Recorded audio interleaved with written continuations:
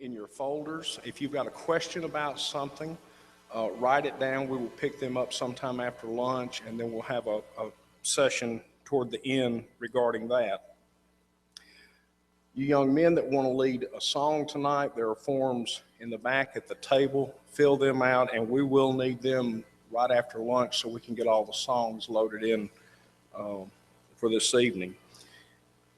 One of our young men lost a wallet last night. If you happen to find it or you picked it up and set it somewhere, just let us know, and hopefully we can find that. Scott Abernathy is one of our deacons. He's going to be the first person speaking to y'all this morning. Scott does a great job for us, does a lot for us. Scott's a really good speaker, and I'm not trying to get him nervous, but I love listening to Scott lead singing. I love listening to his classes, so I know you're going to enjoy his session. Tim Richter will be speaking to you after that. He's also one of our deacons, does a great job for us. And we can keep him in the country because he's in Russia quite a bit during the year, and probably more than he wants to be. But Tim does a great job. He's an enjoyable speaker to listen to, full of energy. So you have a real treat coming up with him also. And then at 11 o'clock, we're going to have a breakout session where the young men will be in one place, the young ladies will be in another place. And Tracy and Cheryl Moyers will be speaking to y'all. Tracy will be speaking to the men. He's one of our deacons. He keeps our internet website running, and Tracy just does an awful lot for us, and we really appreciate him and the work that he does. His wife Cheryl's one of several nurses that we have here at the congregation, and she does a fantastic job. Though I've never heard her speak for obvious reasons, my wife said she's an excellent speaker, and I know y'all are going to enjoy that. So I'm going to turn it over to Scott. We're going to get going and try to stay on time. Good morning. You hear me okay? Hear me? Yeah, now you hear me. Good morning. It's good to see you all out. How many of you would normally be in bed at this hour on Saturday? A lot of hands going up, and I suspect it's more than that probably, right? Well, I will try to keep you awake as best I can. Anyway, open your Bibles up to Genesis, the 3rd chapter. We're going to do a little reading, and it'll serve as a introduction for our lesson. And I'm going to have really what I'm going to say on the screen. All right, let's get technology going here. There we go. Now the serpent was more crafty than any other beast of the field that the Lord God had made. He said to the woman, "Did God actually say, 'You shall not eat of any tree in the garden'?" And the woman said to the serpent, "We may eat of the fruit of the tree in the garden, but God said, 'You shall not eat of the fruit of the tree that is in the midst of the garden, neither shall you touch it, lest you die.' But the serpent said to the woman, 'You will not surely die, for God knows that when you eat of it, your eyes will be opened, and you will be like God, knowing good and evil.' So when the woman saw that the tree was good for food, and that it was a delight to the eyes, the tree was to be desired to make one wise, she took of its fruit and ate. And she gave some to her husband who was with her, and he ate." I think you remember the rest of the story, right? The rest of the story is they violated what God said, and they did die. And they were driven from the garden, right? And how that she could have justified this in her mind. God had clearly told Adam and Eve, if you eat of the fruit, you're going to die. But the serpent was still able to deceive her into thinking that that was okay. Now, it's possible that she either chose not to believe what God said and to believe the serpent's lies, or maybe she pushed it out of her mind long enough to not think about it long enough to justify it. Maybe that's what she did, because I think that's what we struggle with sometimes. But regardless of what happened, here are some things that she used in her mind to justify this. She saw that it was good for food, right? It was edible. she saw that it was a delight to the eyes. Apparently it looked really good. And it was to be desired to make one wise. So there was an appeal there from several different ways that she, in her mind, thought this would be okay to do this. And she pushed it out of her mind long enough to say, I'm going to go ahead and do it. And her husband participated with it. Well, when she did that, death entered the world. And because all of us sin, right? According to Romans, the 5th chapter, verse 12, death passes to all of us. And it is a reality that we must live with. Now, do you like thinking about that? I don't. I don't like thinking about it. And I can't say that I think about it a great deal of the time. I think about it more than I used to. But it seems like it's something still out there in the future. And in reality, we have no guarantees of that. So I want to talk with you this morning about the idea of that we're going to live forever. And I know none of us really think that, but at your ages in particular, it is something that you don't think will happen to you. Our lives are compared to a vapor or a fog. Let's look over at James, the 4th chapter. You're probably familiar with this verse, right? James 4:14 says, come now, you who say, today or tomorrow, we will go into such and such a town, and we'll spend a year there, and we'll trade and make profit. Yet you do not know what tomorrow will bring. What is your life? For you are a mist that appears for a little time and then vanishes. Remember seeing a fog, maybe on a fall morning after it's been damp overnight, and fog is formed, and it's kind of hard to drive. I know you don't get out that early in the morning, right? But I do. I go to work sometimes if I can get there early enough by 6:30, and a lot of times in the spring in particular or in the fall, there'll be a pretty thick fog to deal with. You can't see. But by mid-morning, it's gone. And God is likening our lives to that span of time. Psalms 103 and verse 15. The Bible here is, and this is one of many passages that compares our lives to a plant of the field or a flower of the field. As for man, his days are like grass. He flourishes like a flower of the field. For the wind passes over it and it is gone, and in its place knows no more. We have some roses that are blooming. We've a rose bush that we've planted near our house, and it's been producing some beautiful roses. In fact, they had several on there this morning. But those are not going to last. Eventually, they're going to dry up, and they're going to wilt, and they're going to fall away, and we're not even going to remember that they were ever there. God is likening our lives to that. Well, consider Psalms, the 90th chapter. I got a little ahead of myself, didn't I? Even if we live 80 or 70 or 80 years, Psalms, the 90th chapter, this is a passage that contrasts the eternal nature of God with the temporary nature of us, right? Of our lives. Look at verse 9 in particular. For all our days pass away under your wrath. We bring our years to an end like a sigh. The years of our life are 70, or even by reason of strength 80. Yet their span is but toil and trouble. They are soon gone, and we fly away. Even if you were to live 80 years, it's really not that long. Now, I went to the internet and pulled down some statistics that might be of interest to you. Average life expectancy, average, which means you take everybody that lives from 1 hour all the way up to 110, or like my grandfather who passed away last October at 101, almost 102. You put all these people together and you average them, and worldwide the average life expectancy is over 66 years. That's a long time, right? Seems like a long time. In the United States, it's even higher than that.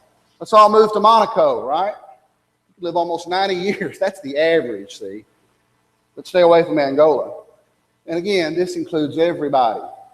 From a statistical standpoint, from an odds standpoint. And may the odds be ever in your favor when it comes to that kind of thing, right? Some of the guys in the back are looking kind of funny, like, what's he talking about? No. But odds are, you might live a long time, relatively speaking. But even if you live a long time, it is still not a long time. Does that make sense? Well, I've got a little comparison. I know you know who Thomas Jefferson is. He lived to be the age of 83. He had several children, two of which I want to use as an example here. One of his children, Mary, lived to be the age of 25 when she died. He had a daughter that is referred to as Lucy Elizabeth II because there was Lucy Elizabeth I who died at age 1. Then they had another daughter that they also named Lucy Elizabeth. She lived to be 2. Now you can see from that, from this little graph, and this is relatively done to scale, as good as PowerPoint would do. And you can see he lived a lot longer than those 2 children, didn't he? But let's expand the comparison to something longer than that. Let's compare their lives of 83 and 25 and 2 to the time in which, since the time he was born, 272 years since he was born to now. Okay, he still lives a good bit longer, but it's not as pronounced. Let's go a little further and expand the scale even further out to the time of the arrival of Columbus in 1492. The differences between Thomas and Mary and Lucy don't seem to be that significant. Let's go one further. Since Christ, that's an approximate age. That wouldn't be dogmatic about exactly how many years it's been since Christ, but for our purposes, it serves as a good comparison. Do you see a lot of difference between those 3? And the point I want to make is, what if we drew a line that represented 100,000 years? The differences would become less pronounced.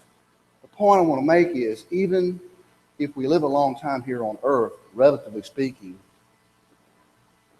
we still, in terms of eternity, don't live a very long time. But it is how we live during that short period of time in which we are here, in which we live, is what dictates how we will live eternally. And that's the point we want to get across. So I hope that little example will help you there. See that. So, again, though our lives are very brief, God still recognizes the relative difference between a short life and a long life. I won't read the passage, but Psalm 91, it's a messianic psalm in general, but I think there's an application beyond that as well to us. Long life is described as a reward. In Job, the 12th chapter, wisdom is more associated with age. Go to verse 12 of chapter 12 of verse Job. Job says, wisdom is with aged men and length of days understanding. Why do you think that's the case? I know it's early. You have longer to learn. You get to experience more, right? You have more time to see more things happen. You have more time to have experienced it yourself. You will have more time to see experiences of others as well, right? So it's really true that the older you get, the wiser you get, generally speaking. I see some people my age, I'm not sure if they're ever going to acquire much wisdom, but that's due to a lot of choices that they've made. But generally speaking, that is the case. Well, it is a time in which you have some advantages, right? It's a time when you can pursue things that interest and please you. Turn over to the 11th chapter of the book of Ecclesiastes. And this chapter in particular has a lot of relevance, I think, to this discussion and to you in particular at this point in your lives. Ecclesiastes 11, verse 9, rejoice, O young man, in your youth, and let your heart cheer you in the days of your youth. Walk in the ways of your heart and in the sight of your eyes, but know that for all these things, God will bring you into judgment. So is that just a blank check of saying, hey, I'm going to go out and pursue anything that makes me happy or whatever pleases me? I mean, it does say, walk in the ways of your heart. Let your heart cheer you. God will bring you into judgment for these things. That's the limiter, right? That's the thing we have to consider. It's a time when you don't have the physical pains that you're going to have later on. Turn over to just one chapter beyond this one, chapter 12. Remember also your Creator in the days of your youth, before the evil days come and the years draw near, of which you will say, I have no pleasure in them. And he begins to paint a mental picture here for us of kind of a dark scene, almost a little town where people have shut when I read those passages, this particular passage, I think of kind of a quiet, dark street. Late in the day, it's cloudy. People have shut their windows. There's not a lot of sound going on. And the idea here is, if you'll look at verse 3, in the day when the keepers of the house tremble and strong men are bent. Verse 4, and the doors of the street are shut when the sound of the grinding is low, and one rises up at the sound of a bird, and all the daughters of song are brought low. Second part of verse 5, the grasshopper drags itself along. Desire fails because man is going to his eternal home, and mourners go about in the streets. Kind of a dim picture, isn't it?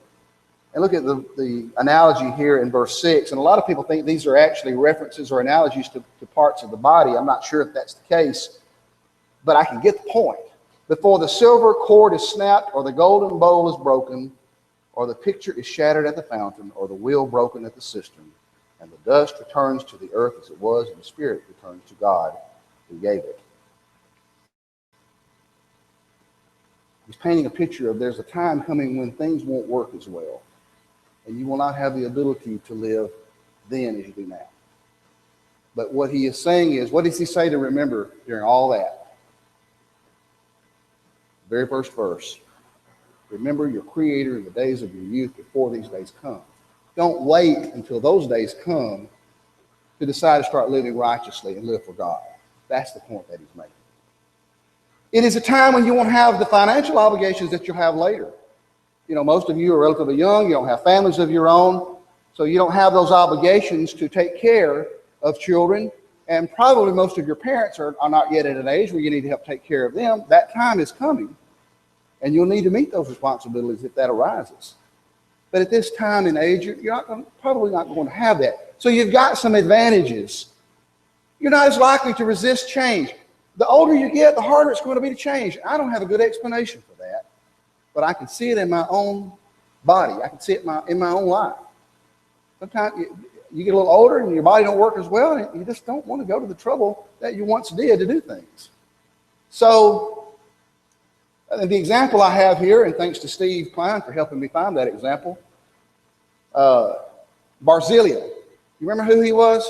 He was a man that came to the aid of David as David had to flee from Jerusalem because his son Absalom was rebelling and basically coming and taking over. And David and those who accompanied him had to leave, and they had to go and basically had to flee as a result of Absalom's group coming. And he came to the aid of David. Well, what happened to Absalom?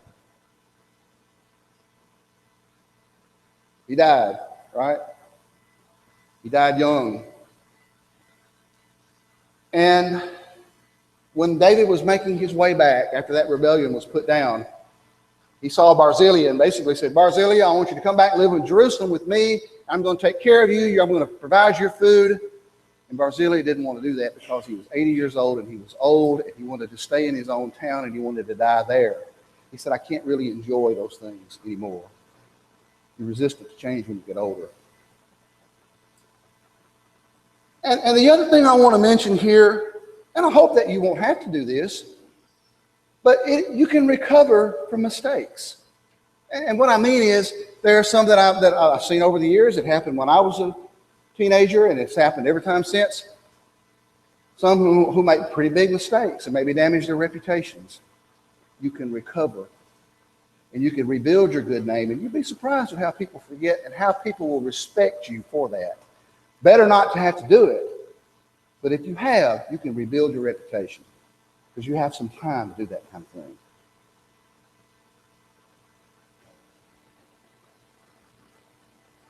But regardless of our age, whatever experiences we might have, we have to remember that our lives may end at any time. Turn back to Ecclesiastes, the 9th chapter.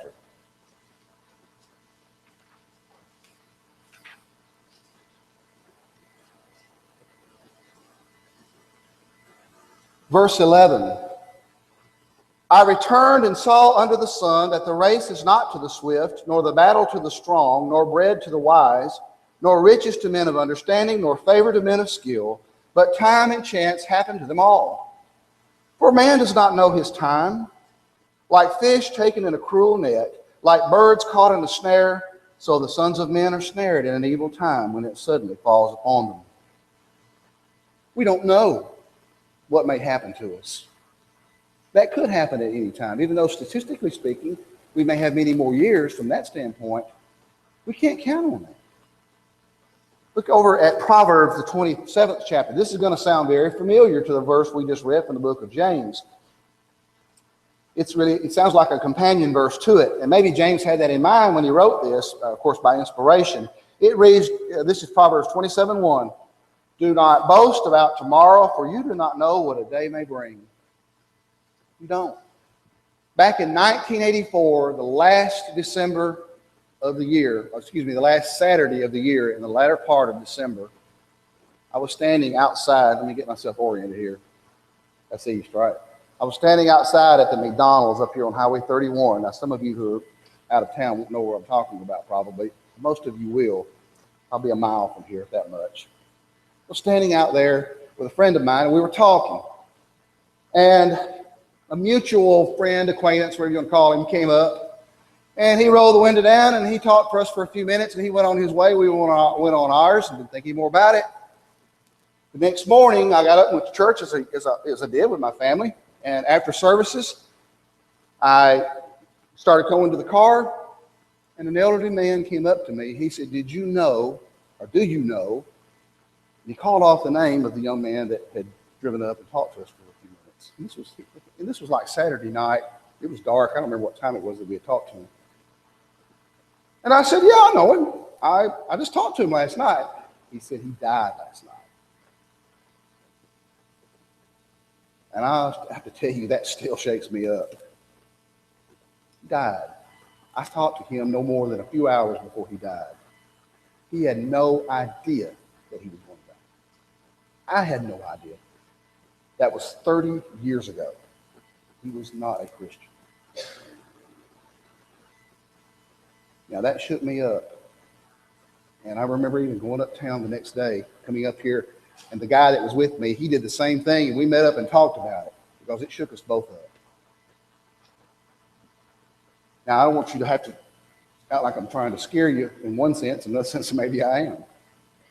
Be prepared for that if it happens. Don't wait, and don't think there's some time coming later on in your life that you'll take care of things and be more spiritual, because if you keep waiting, that time's never going to come. So that's why we have these kind of discussions, because we want to remind you of those things. Our goal is to be resurrected with Christ and have Christ living in us so that we can live forever. And I'm going to speed up a little bit because of time. There are some things that will cloud your focus and make you forget about this if you're not careful. And the same thing applies to me as well. I know you heard some things last night with respect to money, material things. I'm not going to preach that, but I will say this. The Bible encourages industriousness. It encourages hard work. It encourages planning for the future. Job, Abraham were very rich men, but if that becomes our focus, and if that becomes the thing that identifies us, then we've got problems, because we're putting ourselves in a position that we're going to trust in those things. And we think that's going to take care of us. And I know you heard some good teaching on that last night, and I won't go over that. I won't repeat all that today. But I hope you listened. I hope you thought about that last night, because riches have a tendency to make us forget about what's coming and only focus on the here and now. There's another area I want to discuss with you. It is our focus on the external, right? The external body, attractiveness, working out, being in shape. Is there anything wrong with any of that? In and of itself, it is not. Consider, and I've got some verses here for you to think about. Again, we won't turn to all of these. Do you remember after Job had remained faithful to God, even though he did some foolish things and said some foolish things, he never totally gave up on God, and God restored Job to Job all that he had lost. And he had sons and daughters. It says Job's daughters were the most beautiful in the land. That was a blessing from God. Sarah. Do you remember when Abraham and Sarah were going down into Egypt? What was Abraham worried about?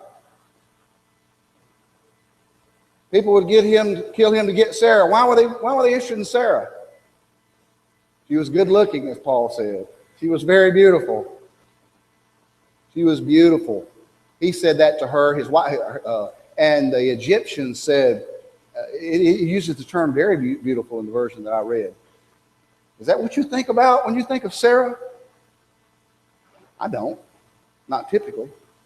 You realize that Sarah is mentioned in 1 Peter 3. You remember that's a discussion about how a woman is not to put too much emphasis on the external, fixing her hair and her clothes and her jewelry. Yet Sarah is mentioned in that context, particularly with respect to the subjection that she showed to her husband, and that's part of that discussion as well.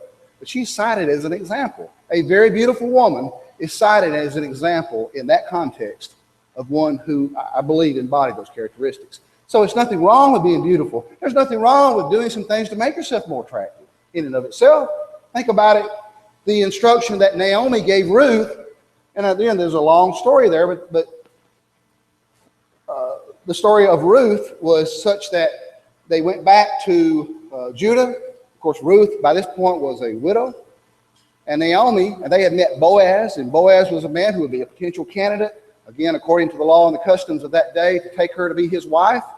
And she basically told Naomi basically told Ruth, wash yourself, anoint your hair with oil, which probably would have smelled good, put on your best clothes and go down there to where he is.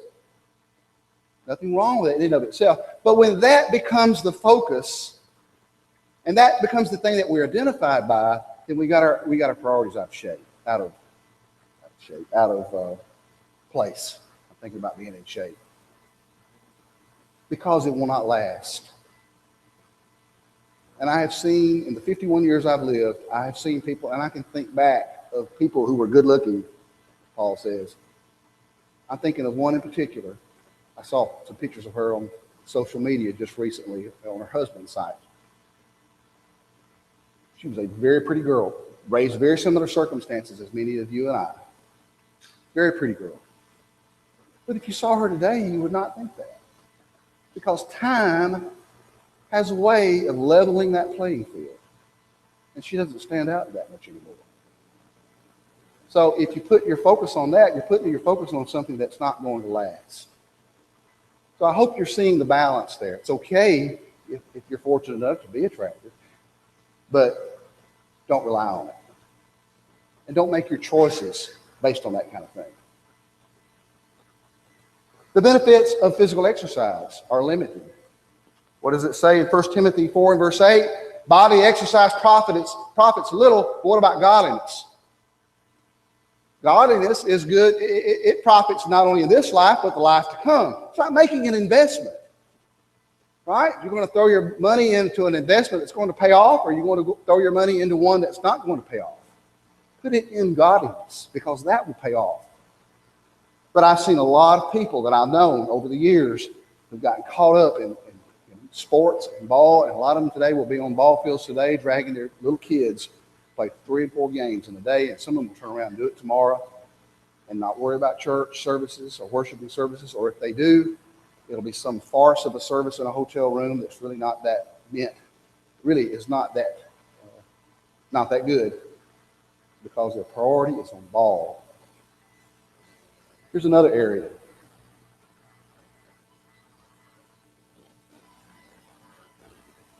Poor choices of companions. And I'm going to hurry now. Bad company corrupts good morals. I think you know that. And most of us know to stay away from the most worldly, wicked people in terms of participating in it. I'm not saying we shouldn't try to teach people like that. We should. And some of them can be converted. But participating with them in that is the wrong thing to do. But it may not always be the most worldly people. It may be people like you. The story that I have cited there from 2 Chronicles, the 24th chapter, and 2 Kings 12, is the story about Jehoash, or Joash, depending on which account you read. And he did really well while Jehoiada the priest was in his life, and he was a good king, even was responsible for repairing the temple and made sure that happened. But after that, when Jehoiada died, these princes or officials or leaders, depending on the version you read, they came and they influenced him. And they abandoned the house of the Lord and they went and worshiped idols. Unbelievable. And if you look at those officials, you think about those people. They were Jews like him. They were from leading families like he was. And they were among the very people who were rejoicing when they were raising money back when Jehoiada lived to repair the temple. They were out there rejoicing. Some of the people who may be the worst influence on you may be people who are very similar to you in nature, but maybe not as convicted. You need to be careful about the people that you choose for your close companions, people that you bring into your close group. That will cause you to not think about the future. I have Solomon cited as an example. The wisest man who ever lived allowed pagan women to influence him to worship idols. It's unbelievable. But the thing is, the point is, it can happen to him, it can happen to us. Beware of the influences that you're seeing on a regular basis, or even a sporadic basis, from social media and the digital age in which we live. Particularly this time of year, there are people who are not that concerned about how they dress or how they appear. And I will suggest to you, if you've got people that's showing up in your news feed and you're on your site that you're seeing, you need to get rid of those people, because they're focusing on the temporary, and it'll cause you to focus on the temporary. And I know you're going to hear some more about worldliness and pornography later on, so I'll leave that for those discussions. Focus on your career or education. I know a lot of you are still in high school. You may not be to a point where you're making those decisions, but I know a lot of you are in college and you are making a lot of decisions with respect to that. And you're determining, what's your career going to be. And there you can have a great emphasis on worldly wisdom. Acquiring knowledge is not sinful. Solomon was very knowledgeable about all sorts of things. God gave him that. But wisdom and knowledge can bring weariness. Turn over to Ecclesiastes, the first chapter. We're going to hit the first chapter, and then we're going to go later on to the end of the book.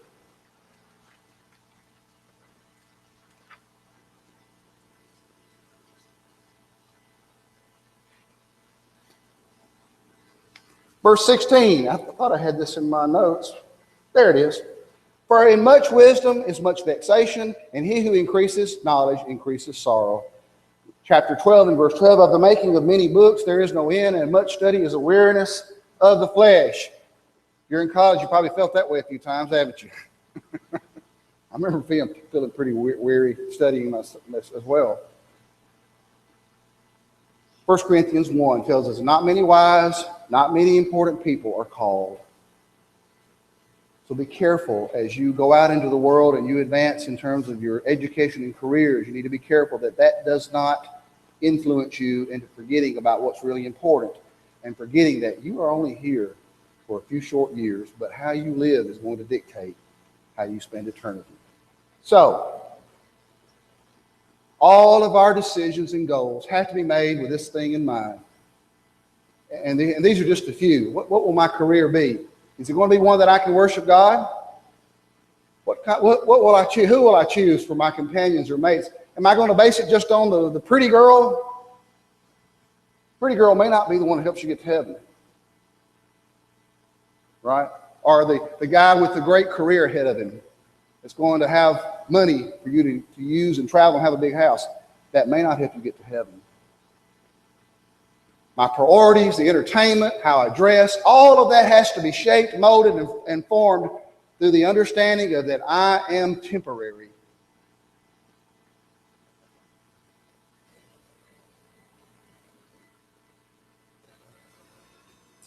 How many of you have been Christians for 5 years?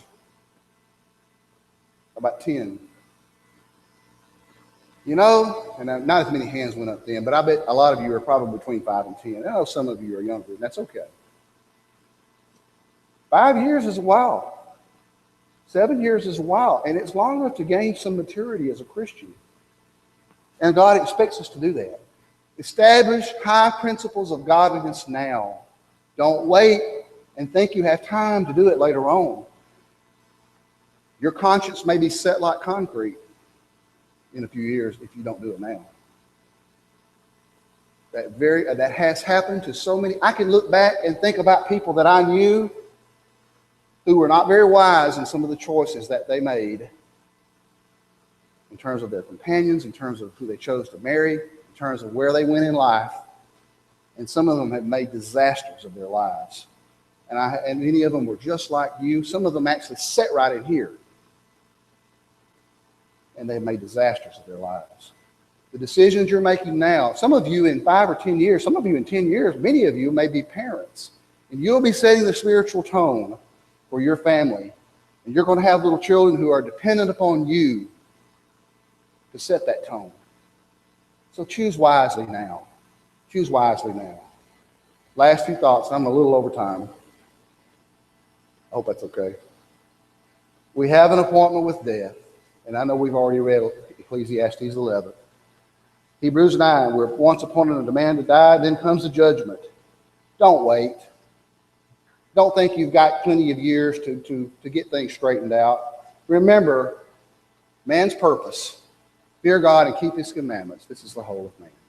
Are there any questions? I know I talked fast and I talked a lot. I appreciate your good attention. I hope you'll really listen well to the things that I hope you did last night. I hope you will for the rest of the day, because these things are very important, and they will help you. It'll help you in life and help you choose wisely and ultimately help you go to heaven. Thank you.